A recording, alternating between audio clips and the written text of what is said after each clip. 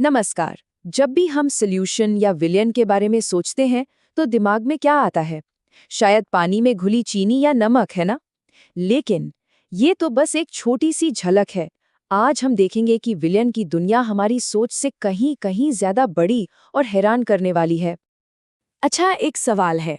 हवा जिसमें हम सांस लेते हैं, मजबूत सा स्टील और एक ठंडी सोडा की कैन, इन तीनों में क्या एक जैसा हो सकता है? सुनने में तो लगता है कि कुछ भी नहीं, राइट? एक गैस, एक सॉलिड, एक लिक्विड। लेकिन इनके बीच एक ऐसा कनेक्शन है जो शायद किसी ने सोचा भी नहीं होगा। चलिए आज इसी पहेली को सुलझाते हैं। जी हाँ, ये सभी के सभी सॉल्यूशंस हैं। अजीब लगा ना सुनकर, लेकिन यही विज्ञान का कमाल है। विलयन या सॉल्यूशन का मतलब सिर्फ लैब की टेस्ट ट्यूब में रखी कोई चीज नहीं है।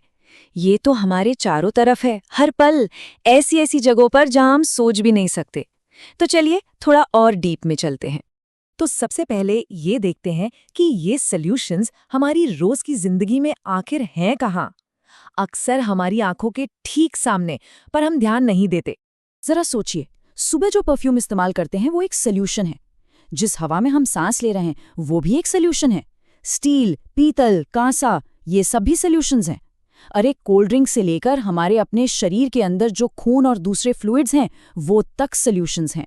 मतलब लिटरली हर जगह। ओके, तो सवाल ये है कि आखिर ऐसा क्या है इन सब चीजों में जो इन्हें सॉल्यूशन बनाता है? मतलब इसके बेसिक इंग्रेडिएंट्स क्या है? देखिए, एक सॉल्यूशन की सबसे बड़ी पहचान है कि वो एक होमोजीनियस मिक्सचर यानी समांगी मिश्रण होता है। अब इसका मतलब क्या है? बहुत सिंपल। इसका मतलब है कि जब दो चीजें मिलती हैं तो वो इतनी अच्छी तरह से मिल जाती हैं कि आप उनके अलग अलग हिस्सों को देख ही नहीं सकते। सब कुछ एकदम एक जैसा यूनिफॉर्म हो जाता है। जैसे पानी में चीनी घोलने के बाद क्या चीनी के दाने दिखते हैं? नहीं ना। बस वही है होमोजीनियस। अब हर सॉल्यूशन के दो मेन हीरो होते हैं, सोल्यूट और सॉल्वेंट। सोल्यूट यानी विलय, वो चीज है जो कम मात्रा में होती है और घुल जाती है, जैसे हमारी कहानी में चीनी। और सॉल्वेंट यानी विलायक, वो है जो ज्यादा मात्रा में होता है और सोल्यूट को अपने अंदर घोल लेता है, जैसे पानी। तो बस ये सारा खेल क्वांटिटी का है, कम वाला सोल्यूट, ज्यादा वाला सॉल्वेंट। और अब आता है सबसे मजेदार पार्ट। हम हमेशा सोचते हैं कि सॉल्यूशन मतलब किसी लिक्विड में कुछ सॉलिड घोलना, पर ऐसा बिल्कुल नहीं है। जरा इस टेबल को देखिए। हवा, जो असल में नाइट्रोजन गैस में ऑक्सीजन गैस का सॉल्यूशन है, मतलब गैस में गैस। और जो स्टील या पीतल के बर्तन हम इस्तेमाल करते हैं वो सॉलिड में सॉलिड का सॉल्यूशन है। ये बात तो हमारी पूरी समझ को ही पलट देती है ना? ठीक है, तो हमने ये समझ लिया कि सॉल्यूशन क्या है, पर कहानी यहीं खत्म नहीं होती। अब इससे भी ज्यादा जरूरी सवाल ये है कि सॉल्यूट कितना घोला गया है, उसकी मात्रा कितनी है, और इसी चीज को साइंस की भाषा में कहते हैं कॉन्सेंट्रेशन। सिंपल भाषा में कॉन्सेंट्रेशन बस ये बताता है कि कोई सॉल्यूशन कितना स्ट्रॉन्ग या वीक है। और ये छोटी सी चीज, जैसा कि हम अब देखेंगे, जिंदगी और मौत का फर्क तय कर सकती है। मिसाल के तौर पे फ्लोराइड आयन को लेते हैं। पीने के पानी में इसकी सिर्फ 1 ppm, मतलब पार्ट्स पर मिलियन, 10 लाख में सिर्फ एक हिस्सा। इतनी सी कॉन्सेंट्रेशन हमारे दांतों को सड़ने से बचाती है। ये एक वरदान की तरह है। लेकिन अगर ये कॉन्सेंट्रेशन जरा सी बढ़कर बस 4 ppm हो जाए तो वही फायदेमंद फ्लोराइड एक जानलेवा जहर बन जाता है। देखा, बस इतना सा फर्क, दांतों की सेहत और एक जहर के बीच का फर्क। यही है कॉन्सेंट्रेशन की पावर। एक छोटी सी मात्रा का हेरफेर एक अच्छी चीज को चूहे मारने वाले जहर में बदल सकता है। इससे पता चलता है कि किसी भी सॉल्यूशन में कितना मिलाया गया है, ये कितना ज्यादा जरूरी है। चलिए अब एक और जादू की बात करते हैं। एक ऐसा जादू जो तब होता है जब हम किसी सॉल्वेंट में सॉल्यूट मिलाते हैं। और कमाल की बात यह है कि ये प्रॉपर्टीज इस बात पर डिपेंड ही नहीं करती कि क्या मिलाया गया है, बल्कि सिर्फ इस बात पर कि कितना मिलाया गया है। इन्हें कहते हैं कॉलिगेटिव प्रॉपर्टीज। मतलब इससे फर्क नहीं पड़ता कि आप पानी में नमक घोल रहे हैं या चीनी। फर्क सिर्फ इस बात से पड़ता है कि आपने उसके कितने पार्टिकल्स, कितने कण घोले हैं। It's all about the numbers, not the name. पहला जादू है फ्रीजिंग पॉइंट डिप्रेशन। जब भी हम किसी लिक्विड में कुछ घोलते हैं तो उसका जमने का तापमान यानी फ्रीजिंग पॉइंट और नीचे चला जाता है। ऐसा क्यों?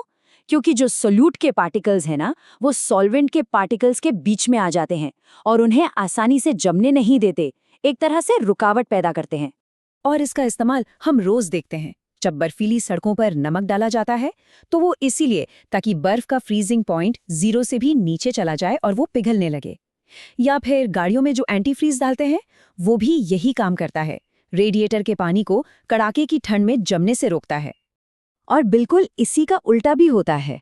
सोल्यूट मिलाने से लिक्विड का बॉइलिंग पॉइंट यानी उबलने का तापमान बढ़ जाता है। इसे कहते हैं बॉइलिंग पॉइंट एलिवेशन, मतलब अब उसे उबालने के लिए और ज्यादा गर्मी देनी पड़ेगी। ओके, अब एक खास तरह के सॉल्यूशन पर फोकस करते हैं। जब कोई गैस किसी लिक्विड में घुलती है और यहाँ पर एक नया खिलाड़ी मैदान में आता है, प्रेशर यानी दबाव।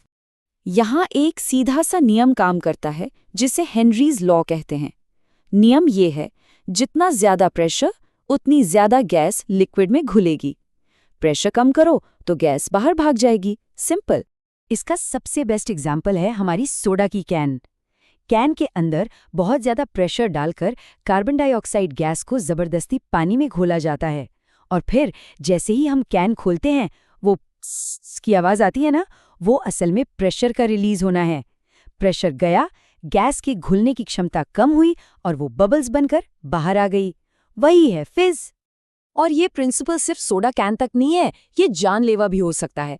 स्कूबा डाइवर्स जब समुद्र में गहरे जाते हैं तो हाई प्रेशर की वजह से उनके खून में नाइट्रोजन गैस घुल जाती है। अब अगर वो बहुत तेजी से ऊपर आ जाएं तो प्रेशर एकदम से कम हो जाता है और वो नाइट्रोजन खून के अंदर ही बबल्स बना देती है। इसे द बेंड्स कहते हैं और ये बहुत ही खतरनाक हो सकता है।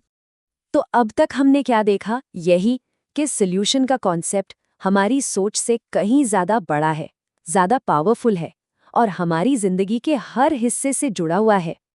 तो अगली बार जब कोई सोडा की कैन खुले या बर्फीली सड़क पर गाड़ी चले या बस एक गहरी सांस ली जाए, तो एक पल के लिए रुककर सोचिएगा कि ये सब के सब सॉल्यूशंस हैं। ये हमें सोचने पर मजबूर करता है कि और न जाने कितने रहस्य हमारे आसपास की दुनिया में छुपे हैं, जिन्हें हम इन सिंपल से साइंटिफिक प्रिंसिपल से समझ सकते हैं।